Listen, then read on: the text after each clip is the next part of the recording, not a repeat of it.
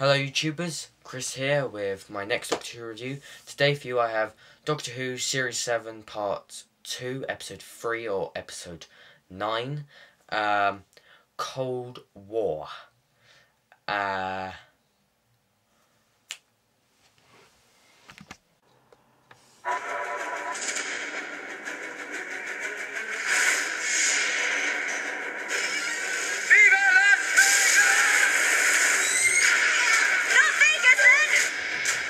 This is a soldier. That is a monster. I am Scout.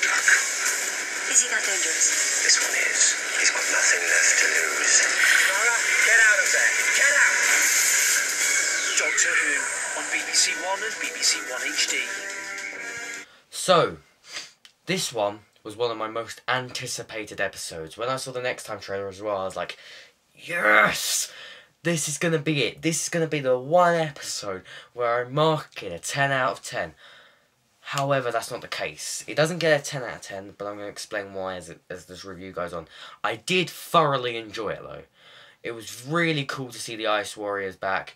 I liked the deeper voice. It felt right. It felt natural for the kind of style that they were going with.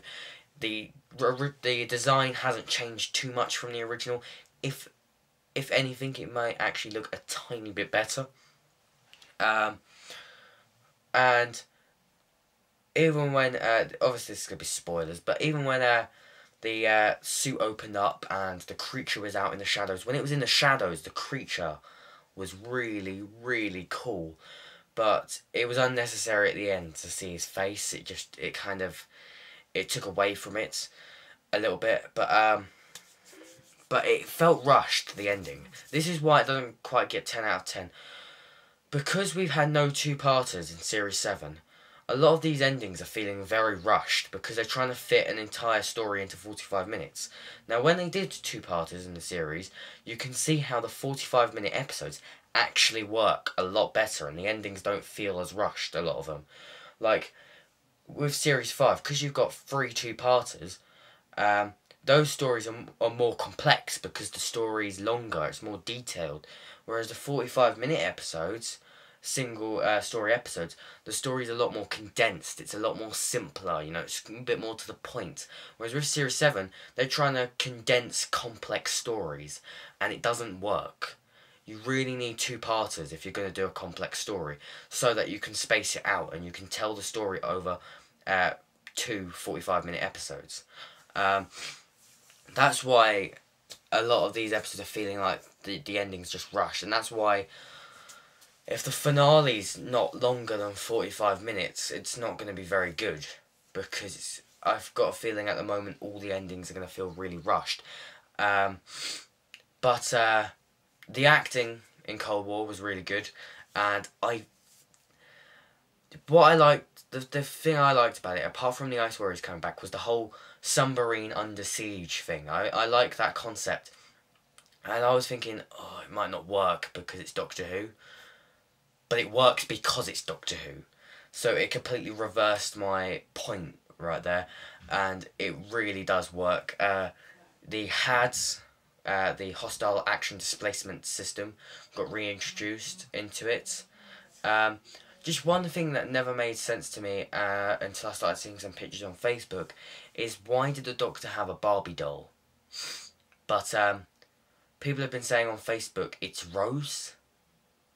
Like, obviously not it's Rose, not actually Rose in a Barbie doll, but the Barbie doll apparently looks like Rose.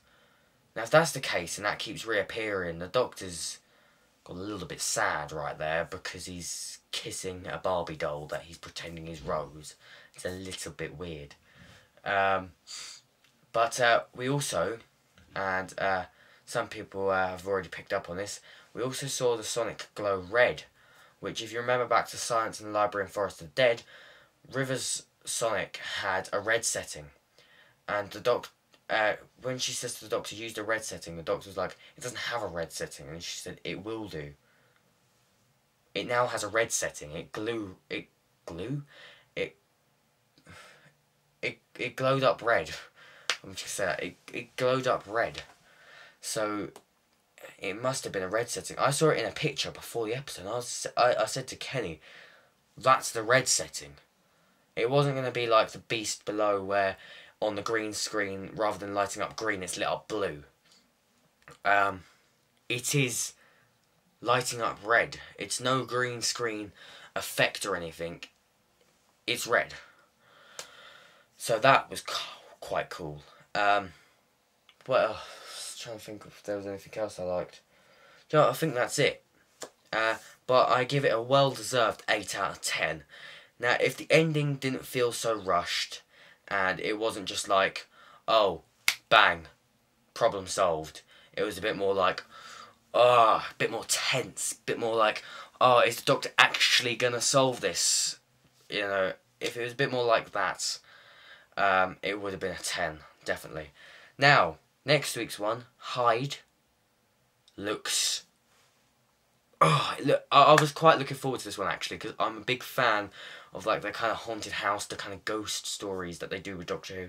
And I loved The Unquiet Dead with the Gelf. And, oh my god, the trailer, it looks really, really good. And I'm really hoping this is the one that I get to go 10 out of 10 episode. Best episode of Part 2 we've seen so far. I really hope so, because the only other episodes we've got after that is Journey to the Centre of the TARDIS, which might be a little bit stupid. Although we do get to see more rooms of the TARDIS, so that could possibly be a 10. The Crimson Horror, which I'm kind of looking forward to seeing what they're going to do with it, because the plot sounds interesting. But there's part of the plot that I kind of don't like. It's going to kind of be a bit childish, because basically people are dying in Victoria, Yorkshire, and their skin's being left a kind of glowy, red, waxy colour, which somebody pointed out could be a different shade of colour from Green Death with the maggots, which, you know, that would make sense. It's written by Mark Gatiss, and Mark Gatiss is a big fan of the Pertwee era, as am I. But I don't know, it's just the fact that when I read the full synopsis, the Doctor and Clara go missing, and they say it's up to Jenny, Madame Vastra and Strax to save them, and I've got this really bad feeling that the Doctor and Clara aren't going to be in it as much, and it kind of takes away some of the, like, plot for me, really. But then we've also got Nightmare in Silver, which is the Cybermen story. Now that one could very well be a 10, because Nicholas Briggs has already said at a convention that he